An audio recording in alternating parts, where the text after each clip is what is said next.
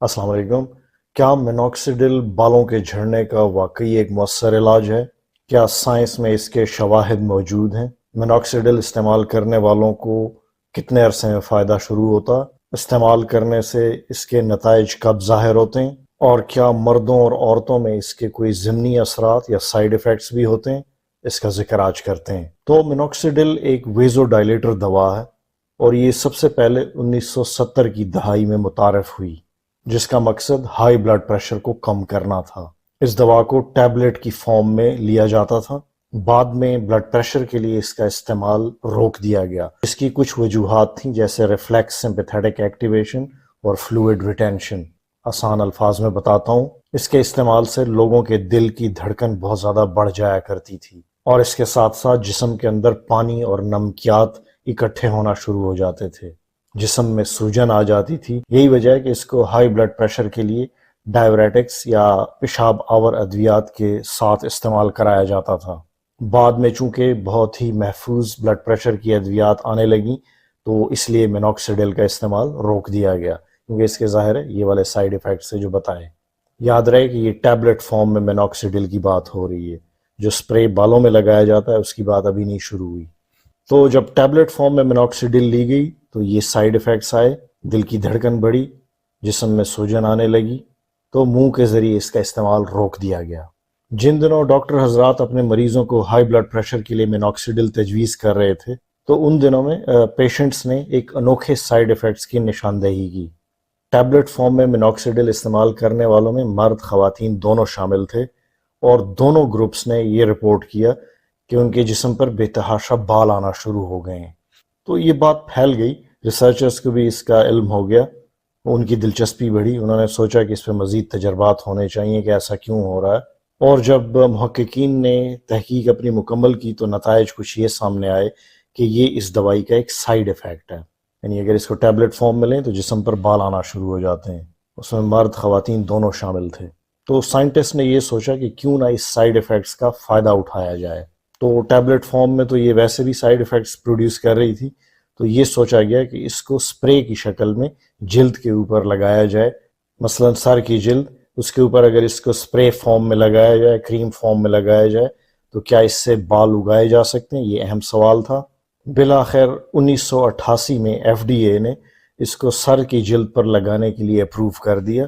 مردوں عورتوں دونوں کو اس کے استعمال کی اجازت دی گئی۔ عموماً 5% سولوشن یا سپرے مردوں کے لیے تجویز ہوتا ہے، اور 2% سولوشن خواتین کے لیے، یعنی خواتین کے لیے کم کنسنٹریشن میں استعمال کرایا جاتا ہے۔ تو مردانہ گنج پن ایسی ایک ٹرمینالوجی ہے جس سے یہ لگتا ہے کہ یہ مسئلہ صرف مردوں کو ہوتا ہے، لیکن اگر حقیقت میں دیکھا جائے سائنٹیفکلی یہ مسئلہ خواتین میں بھی ہوتا ہے، اور اس کی وجہ DHT نامی ہارمون کا زیادہ بننا ہوتا ہے، یہ مردوں عورتوں دونوں کو متاثر کرتا ہے۔ تو مینوکسیڈل کے ذریعے بال کیسے اگتے ہیں اس کو مختصراً دیکھ لیتے ہیں۔ تو سر کے بال 3 مراحل سے ہو کر گزرتے ہیں۔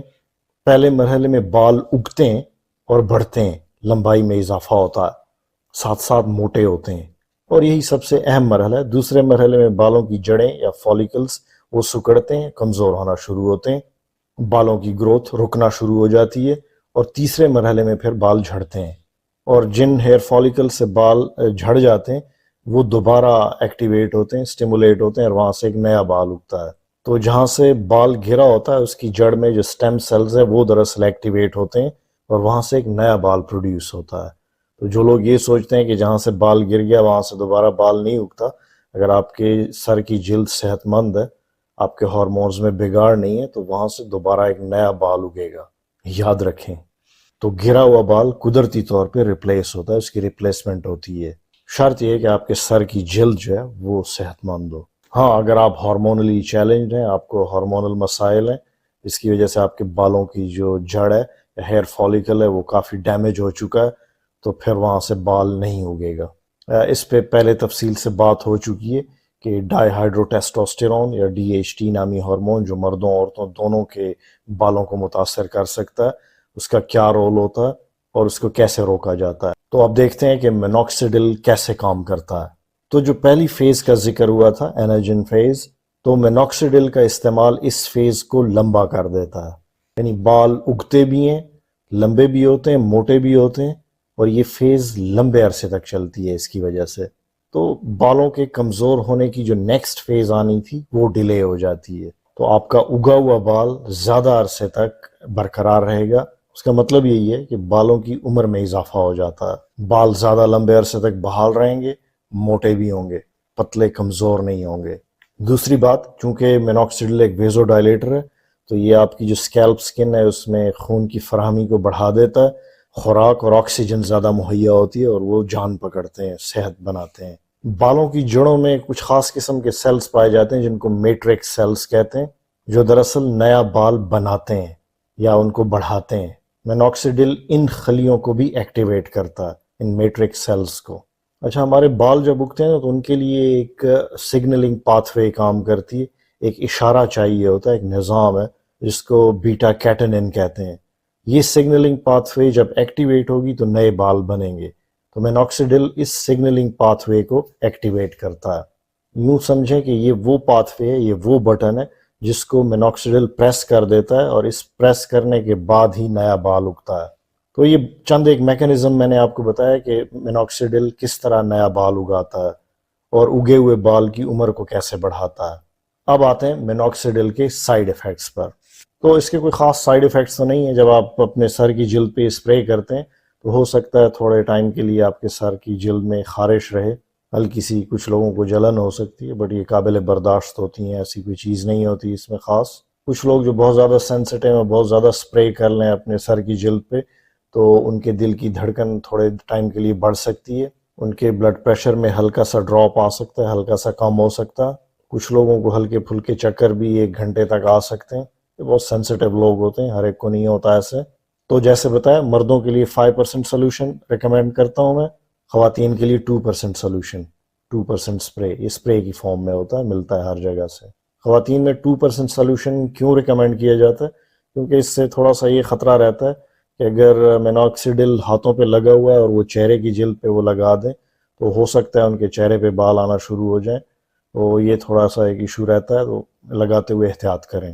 اس اسپرے کو حمل کے دوران بھی خواتین نے استعمال نہیں کرنا. اچھا، اس کا استعمال آپ 4 سے 5 ماہ تک کر سکتے ہیں.